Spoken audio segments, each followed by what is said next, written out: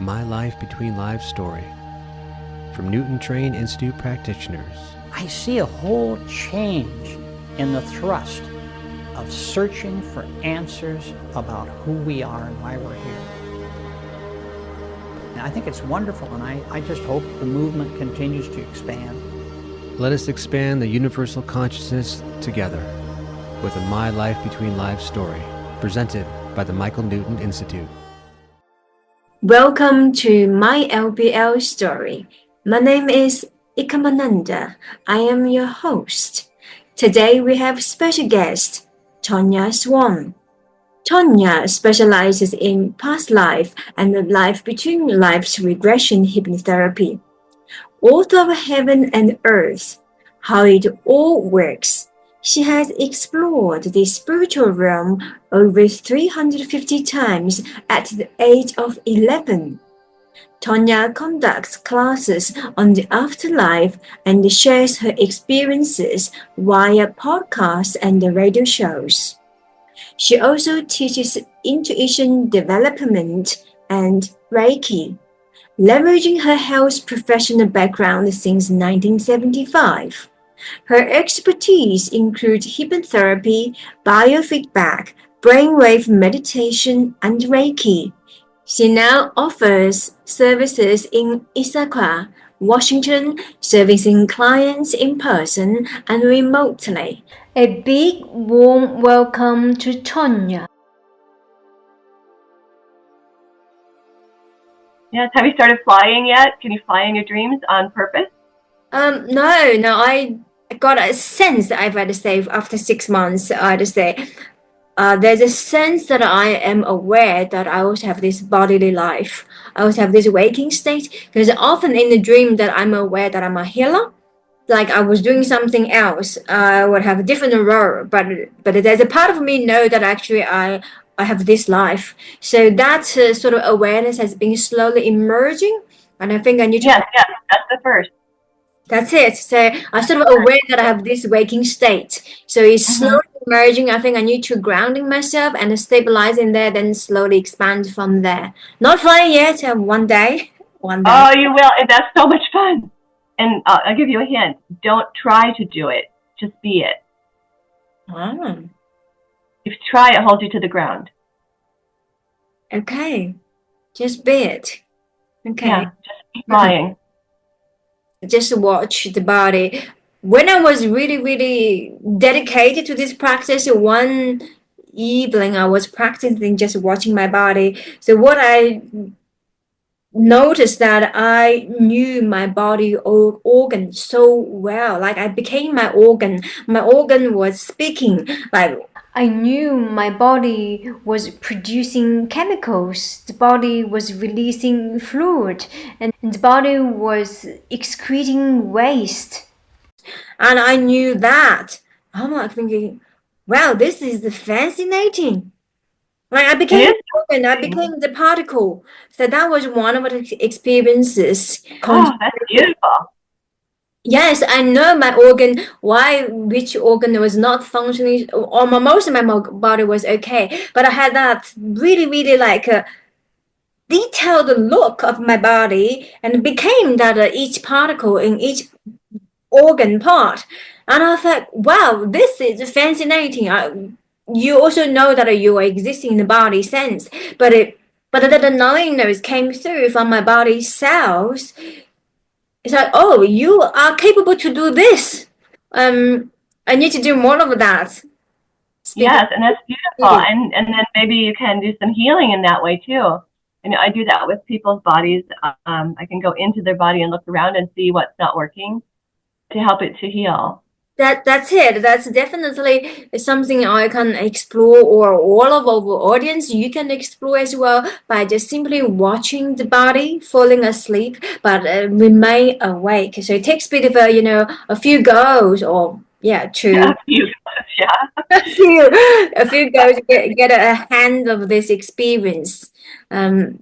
It's absolutely one of the incredible experience in this body. You can do it too. Yes, all of these things. And then you're not limited by time and space anymore. No, that's something that we are so grateful. And often and more so these days when I speak to a peer practitioner, we have the same understanding about earth, higher dimensions, heaven, or sahaja state, deep meditative state, you name it. And we merge this different world together. And we now can dance on this higher frequency. We're dancing onto it. Basically, it's like we don't experience much pain. We do, but we don't. It's huge blessing to be able to experience this and then sharing it with others. Absolutely. I agree with you 100%. And that's so wonderful. And I wanted to come back to your book a bit more, Heaven and Earth, and how it all works. Perhaps sharing some of the insight, how it helps individuals understand the difference and how it helps people heal. Well, it's a lot about what I experienced, somewhat of what we just talked about, but I go into what I actually saw there in the spirit realm and how we interacted in that space, and all of the different lessons that my teacher gave me in detail so that people can have those, so that they can use them in their lives. Because, I have benefited so much. I can't tell you so much. And I just want other people to have this. And my teacher kept bugging me, please write this book. Please write a book. Tell of your experience. And then he also told me to do things like this. He said, when you're asked to speak, speak. When there's an opportunity, speak. And I said, well, what am I going to say? And he said, just tell what happened to you. Tell your story from your heart. They will understand. So that's what I do in the book. I tell my story from my heart in hopes that it will help other people to have validation for what they've been through and to find things that they can use to help their life be easier and better. Beautiful.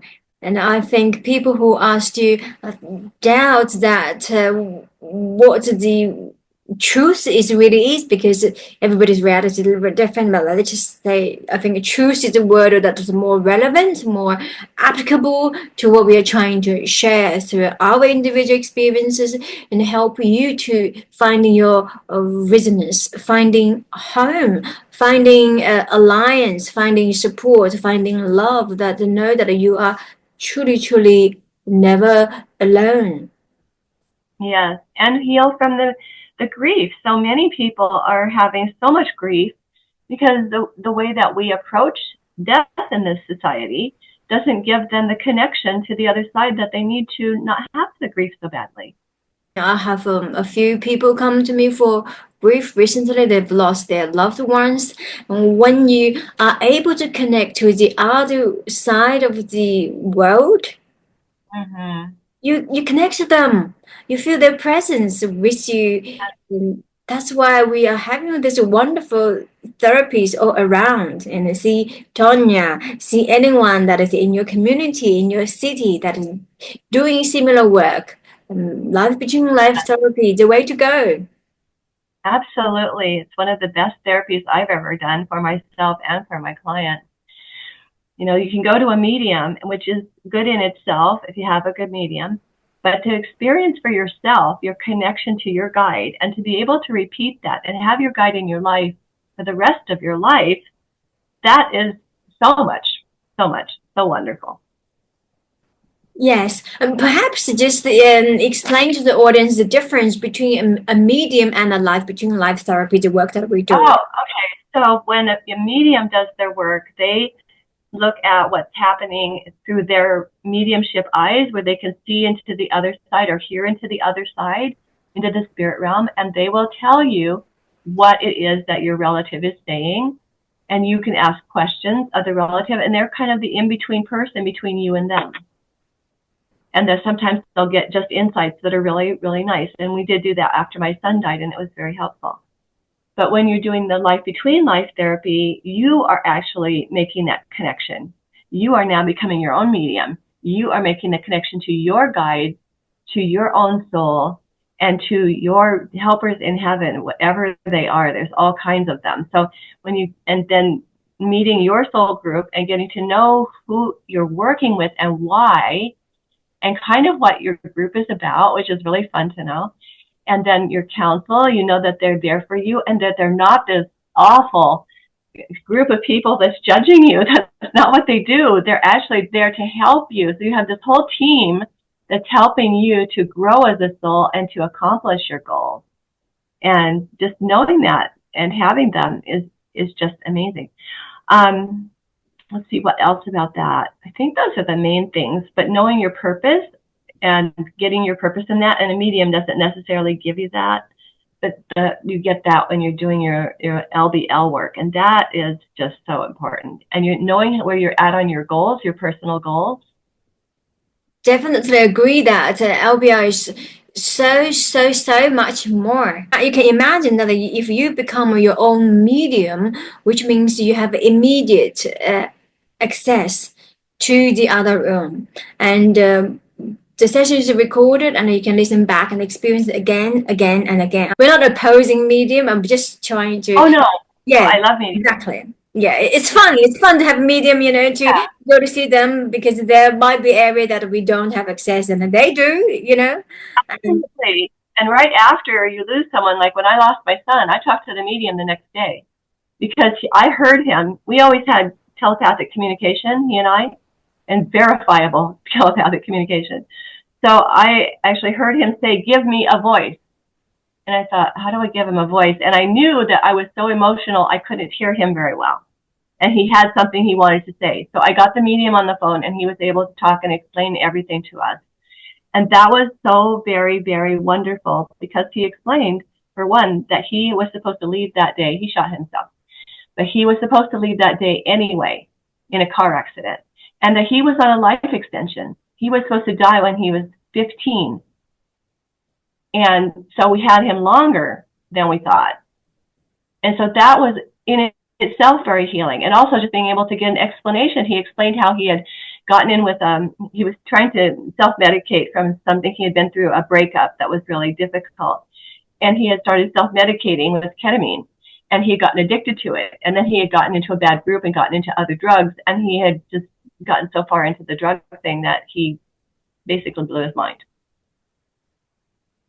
And so he was able to explain to us about what had happened, because we had no clue.